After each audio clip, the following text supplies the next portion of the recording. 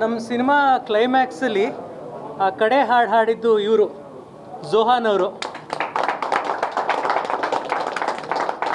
ಝೋಹಾನ್, ಏನನ್ನಿಸ್ತು ನಿಂಗೆ ಈ ಸಿನಿಮಾ ಬಗ್ಗೆ?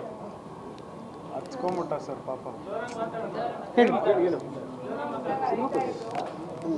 ನನಗೆ ಈ ಸಿನಿಮಾದಲ್ಲಿ ಆಡಿಯೋದು ನನಗೆ ತುಂಬ ಖುಷಿ ಆಯಿತು.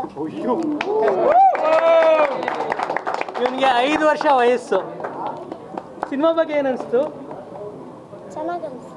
ಇಲ್ಲ ಕಡೆಗೆ ಯಾಕೆ ಹತ್ತಿದ್ ನೀನು?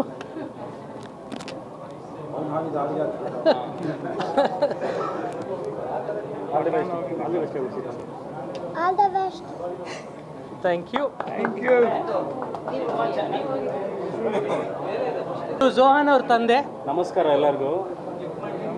ಆ್ಯಕ್ಚುಲಿ ಈ ಸಿನಿಮಾ ನೋಡ್ದು ಝೋಹಾನ್ ಫಸ್ಟು ಅದೊಂದು ಸಾಂಗ್ ಆಡಿದ್ದಾನೆ ಅನ್ನೋದಕ್ಕಿಂತ ಸೆಕೆಂಡ್ ಅದು ಒಂದು ಮಾತಾದರೆ ಎಲ್ಲ ಮೈಕ್ ಸಿನಿಮಾ ಅಲ್ಟಿಮೇಟ್ ಆಗಿದೆ. ನಮಗೆ ಕೊನೆ ತನಕನೂ ಏನಾಗುತ್ತೆ ಅನ್ನೋ ಒಂದು ಇಂಟ್ರೆಸ್ಟಿಂಗಲ್ಲೇ ಕೂತಿದ್ದೋ. ಸಿನಿಮಾ ಲಾಸ್ಟಲ್ಲಿ ಎಂಡಿಂಗಲ್ಲಿ ಝೋಹಾನ್ ಆಡ್ತಾನೆ. ಸೊ ಒಂದು ಸಿನಿಮಾ ಒಂದು ಸ್ಟ್ರೀಮ್ ನೋಡ್ತಾ ಕೊನೆಗೆ ಅವನು ಕಣ್ಣಲ್ಲಿ ನೀರು ಹಾಕ್ಬಿಟ್ಟ ಲಾಸ್ಟಲ್ಲಿ. ಸೊ ಕರ್ನಾಟಕದ ಇದು ಆ್ಯಕ್ಚುಲಿ ತುಂಬ ದೊಡ್ಡ ಲೆವೆಲ್ ಸಿನಿಮಾ.